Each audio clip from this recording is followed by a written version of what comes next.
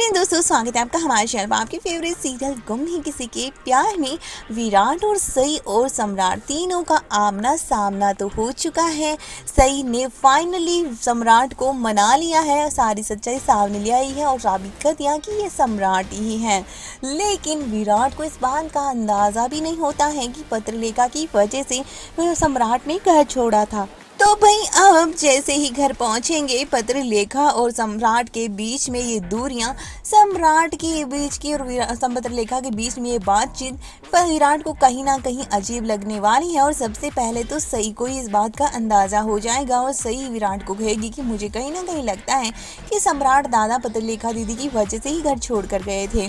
और विराट को भी इस बात का अंदाजा हो ही जाएगा और वो सम्राट से जरूर ये सवाल पूछेगा, क्योंकि अब तलाक की बात जो सामने आ जाएगी और इसके बाद ने पत्रलेखा का भांडा भी फूट जाएगा कि उसी ने उस रात पहली फर्स्ट नाइट को ही उसने कॉल किया था विराट को और कहा था कि वो इसी प्यार करती है। और विराट को याद आती है वो बात कि उसने पत्रलेखा से बात भी करी थी उस रात। शायद यही वजह है कि सम्राट ने वो बातें सुन ली थी और इसी वजह से पत्रलेखा की वजह से, उस कॉल की वजह से ही वो उसे छोड़कर चला गया था। विराट काफ़ी गिल्ट में आ जाता है कि उसके भाई ने उसकी वजह से घर छोड़ा था और उस कहीं ना कहीं वो ही उसके पीछे रीज़न था।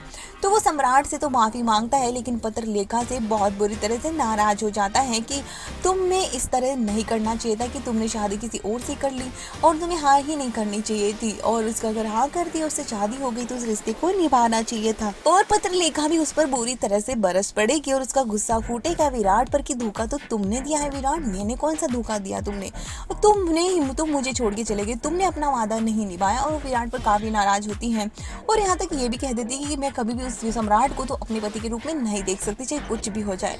तो विराट का उस पर गुस्सा फूटता है और उसका हाथ उठ जाता है और पत्रलेखा शॉक्ड हो जाती है कि आखिर विराट ये सब हरकतें मेरे साथ क्यों कर रहा है। प्यार के वक्त तो तुम चले गए किसी और के पास, और अब जब गुस्सा निकल रहा है, तुम्हारे भाई को तकलीफ हुई तो तुम मेरे पास आ गए।